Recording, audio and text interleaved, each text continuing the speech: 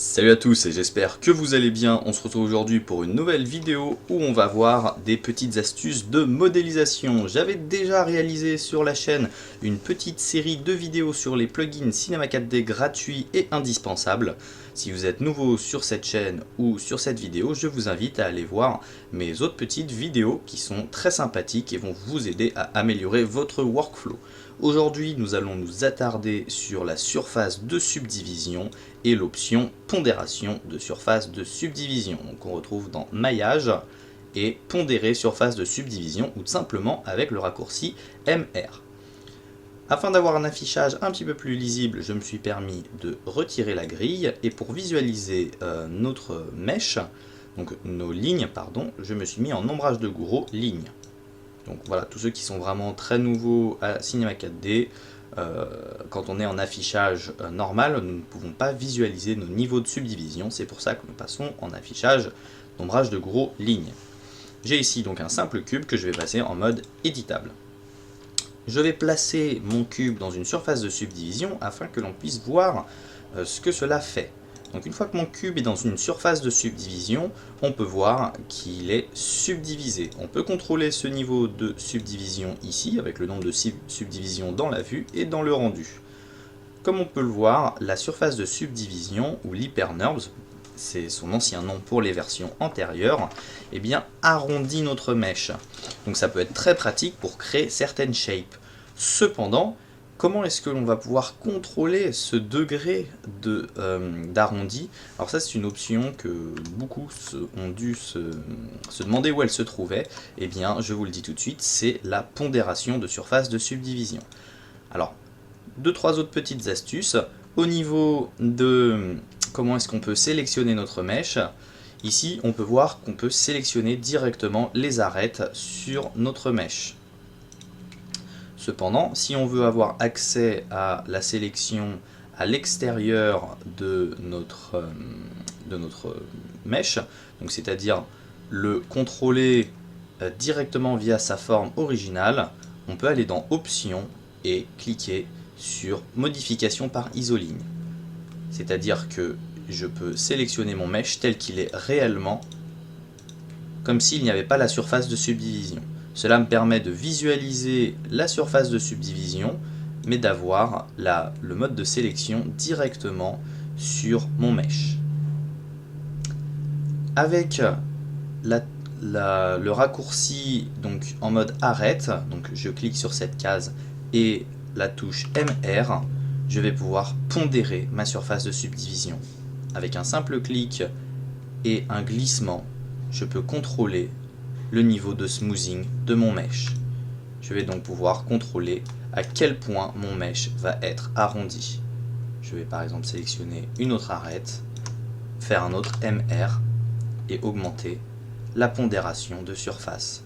Par exemple, je peux très bien imaginer avoir un mèche avec tout le dessus qui soit absolument pas lissé par ma surface de subdivision, c'est-à-dire que les arêtes ne sont pas arrondies, mais mon mèche est quand même subdivisé, donc c'est-à-dire que j'ai des bords bruts, et donc vous voyez qu'au sein d'un seul et même objet, donc je vais repasser en modification par isoligne, au sein d'un seul et même objet, je peux contrôler quelle va être l'intensité de ma surface de subdivision. C'est donc une astuce extrêmement utile en modélisation complexe et je suis sûr que beaucoup d'entre vous utilisaient la surface de subdivision sans savoir comment pondérer le tout. Vous pouvez donc tout simplement, au lieu d'aller dans les extrêmes comme moi, c'est-à-dire afin d'utiliser un petit exemple plutôt simple, appliquer ça sur des shapes, appliquer ça on va dire avec plus de parcimonie, c'est-à-dire que voilà, vous voulez juste augmenter un tout petit peu ce bord, voilà, vous pouvez avoir un petit niveau de contrôle et ça vous permet de contrôler votre arrondi, votre forme et donner très facilement une intensité différente sur chacune des faces. Voilà, par exemple pour commencer à créer le début peut-être d'un casque robotique.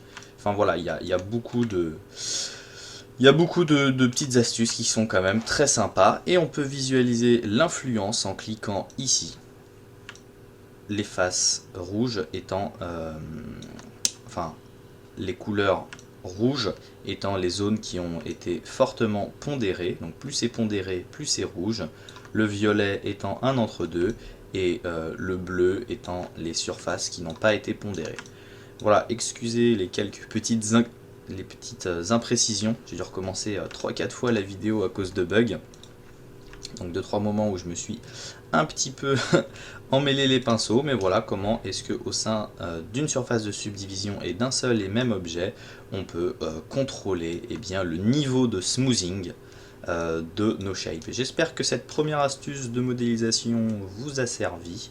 N'hésitez pas à nous rejoindre sur la chaîne MHS Tuts. Il y a un grand nombre de tutoriels, mais aussi de présentations d'artistes, des tutos plutôt simples, plutôt courts, ou des tutos poussés sur certains plugins, ou des workflows complets entre 5-6 logiciels, voilà, modélisation de canapé, des tutos complets sur la création de matériaux, donc beaucoup de contenu destiné aux utilisateurs un peu plus poussés, comme par exemple faire du MoGraph avec le plugin RealFlow, mais aussi des tutos beaucoup plus simples, par exemple pour intégrer simplement du texte dans un univers 3D, ou encore modéliser un ballon dans Blender, enfin voilà, beaucoup de choses. Au niveau du contenu, c'est plutôt simple, vous avez la langue en haut à droite, le type de vidéo, donc si ce sont des vidéos tips, des vidéos tutoriels, des vidéos sur du contenu, des vidéos présentation d'artistes,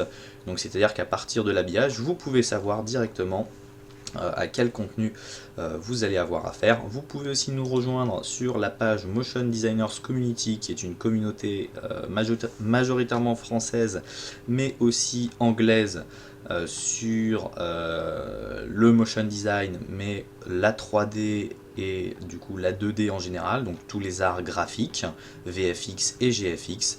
C'est une communauté d'entraide où vous pouvez poster votre travail, discuter ou demander des conseils. Voilà, donc c'est une communauté grandissante avec beaucoup de gens très doués et très sympathiques. Et pour tous ceux que ça intéresse, vous pouvez soutenir la chaîne. Donc plutôt que de faire des dons, vous pouvez nous soutenir en achetant nos formations, donc soit sur la réalisation d'un personnage 3D, sur Octane Render, ou encore les plugins tels que RealFlow ou Turbulence FD. Voilà, bah écoutez, c'est la fin de cette vidéo. J'espère que vous avez appris des choses plutôt cool, et on se retrouve très vite dans des vidéos où j'espère je ferai un petit peu moins d'embrouille au niveau de mon langage. Je m'embrouillerai un petit peu moins au niveau de mon langage, il faut aussi que je parle français, c'est mieux. Mais toujours pour présenter des astuces plutôt cool et qui peuvent aider tous les débutants. Allez, ciao!